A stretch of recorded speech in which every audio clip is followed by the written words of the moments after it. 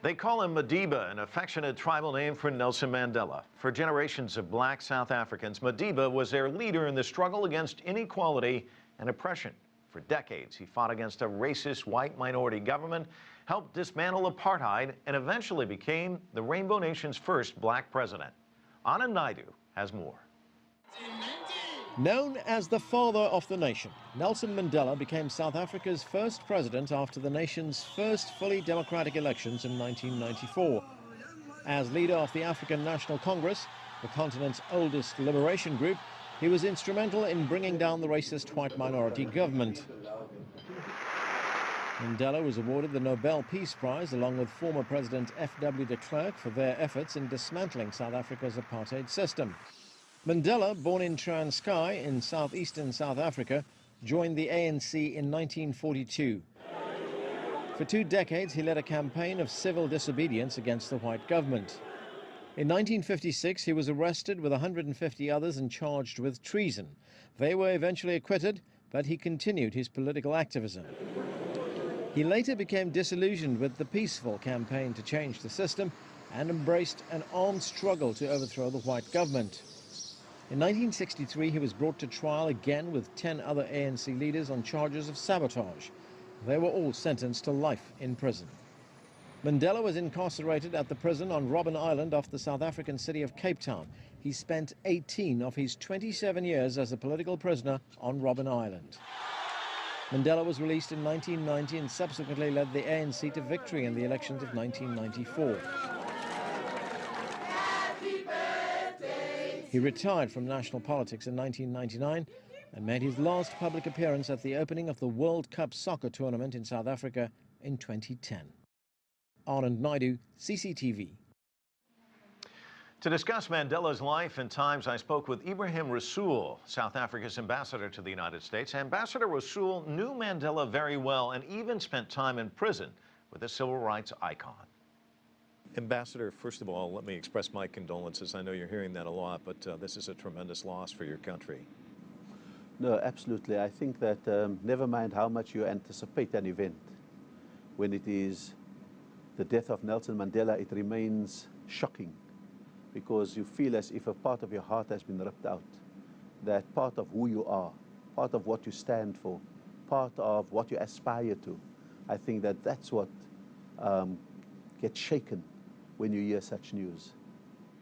Let's go there a little bit if we can. I know that you've got a history of involvement in anti-apartheid efforts. And I just have to think that for people like yourself who were so invested in this, Nelson Mandela must have just been the shining beacon for you. Can you talk to me about your own personal journey and what he meant to you and to the movement itself?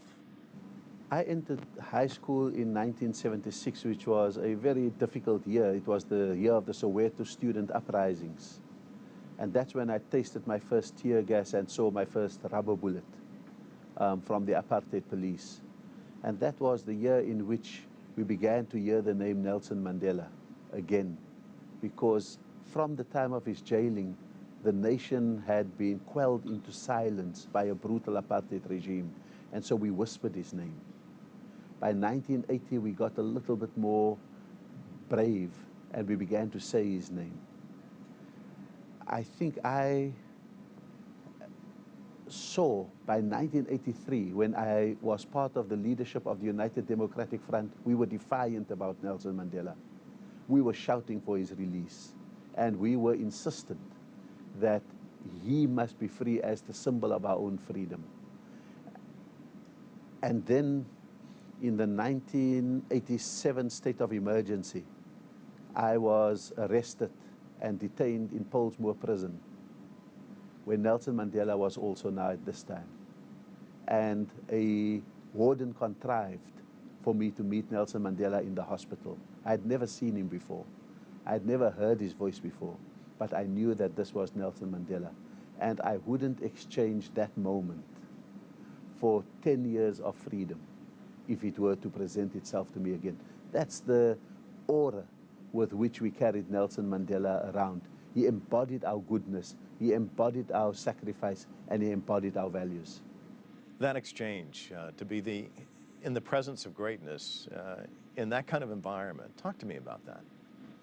I was amazed at how informed Nelson Mandela was. He spoke to me about how he appreciated the fact that I was a product of a Muslim community and that I was leading that Muslim community into wholesome coalitions and alliances with fellow blacks for a common cause of destroying apartheid, when at that time the world was in turmoil and Islam was often at the point of dispute in the world. And here he was saying to me, you are doing the right thing, and thank you very much for doing that, for mobilizing the faith community and for your sacrifice. Mr. Ambassador, as a man who knows what it's like to have your freedom taken away from you, to be behind bars as you were, people really want to feel like they could be like Nelson Mandela. They could walk out and find those inner angels to forgive. And yet, after almost 3 decades, you would think that you would just be filled with bitterness and enmity and hatred. And he was the opposite. Having spent time behind bars, how difficult was that, do you think, for him? And that really is what makes him so remarkable in many ways. You know, it is very important throughout history that every great leader, before he conquered the external enemies, have had to wrestle with himself or with herself.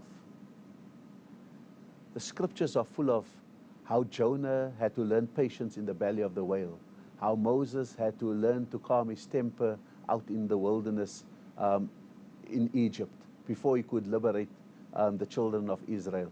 And so we can go on how every great leader conquers his or her own soul first before they can conquer the external enemy. And that's what prison does to you. It confronts you only with yourself. You don't have anyone to blame. You can rail against the system, but in the darkest moments when you are quiet and alone, locked up in your cell, in a small confined space, you only have to confront yourself. Nelson Mandela went in one person and came out another person out of that experience. And the truly brave and wonderful people are those who are able to have that conversation with themselves. No wonder Nelson Mandela's second book or third book is Conversations with Myself, because it's in that conversation that you A, get to know yourself, and B, get the opportunity to change yourself. So many words being bandied about humility, courage, just this sense of forgiveness. What words would you use to describe him? I think at the end of the day, it's dignity, because dignity is that infectious element.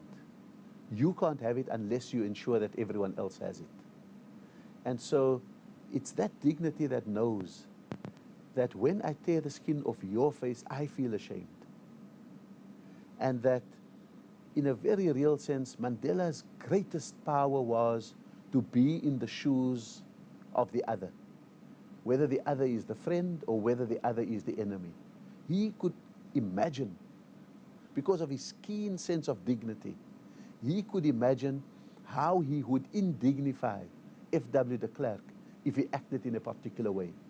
That he always understood that the way to get a leader like F.W. de Klerk to give of his best was to invest strength and dignity in F.W. de Klerk so that he can face his people with his dignity intact and persuade them that the road ahead is a manageable road. That's the power that I would want to ascribe to Nelson Mandela. President Obama talked about him the other day, very moving comments. I'm sure you saw them. He said, he talked about the ideals that Nelson Mandela had. He achieved more than could be expected of any man. And today he's gone home. And we've lost one of the most influential, courageous, and profoundly good human beings that any of us will share time with on this earth. He no longer belongs to us. He belongs to the ages. What were you thinking when you heard that? I think it is in the definition of courage that we can change the world. I think we often think that courage is the opposite of cowardice. In the Kantian philosophy, the opposite of cowardice is recklessness. The perfect middle is courage. It is the ability to be brave and fight when you need to, and the ability to be brave and make peace when you need to. And so many leaders, many war heroes, are revered not because of their courage, but sometimes because of their recklessness, an ability to take their community, their country, their people to war where there are alternatives. And there are many nations counting the costs of misunderstanding when you are courageous and when you are being reckless. And that, I think, is the elusive thing that I suspect that President Obama is reaching towards. In the way in which he has begun to make peace, he's begun to display that courage. In the way he's grasped the possibility of peace with Iran, the possibility of a different way of settling things in the Middle East, I think speaks of a beginning of an understanding of the distinction between recklessness and courage. Well, on the way over here, our cab driver had immigrated to the United States from the African continent. And I asked him about his thoughts about Mandela. And it's interesting how he's viewed differently. And I want to get your thoughts in terms of his impact on the continent. What he said that I thought was interesting, he didn't talk about the forgiveness so much as he did name another African leader who served one term and gave up power. The man was an angel. It's different how he's viewed within the continent. So describe for me his impact on the African continent. I think it's probably one of his greatest sacrifice than 27 years in prison. That if anyone could be president for life, if everyone could have romped to a second term and complete his 2 terms, it would be Nelson Mandela. His greatest sacrifice was that he actually just stood for 1 term. And his reasoning was simple. He knew that we were on a continent where the inclination was for leaders to cling on to power for as long as they could. And that's why in the rest of Africa, the idea of giving up power, of surrendering power, is such a powerful motif. And that is why other Africans respond to Nelson Mandela, not because of humility and all of those kind of things. All of those things, all of those values are encapsulated in the simple act of retiring. And in that, he showed every other leader in Africa they have no right to cling to power, and created such a moral force, a moral tidal wave across the African continent that we are today having far more elections than we've ever had in our history. Ambassador, thanks so much for your time. Thank you very much.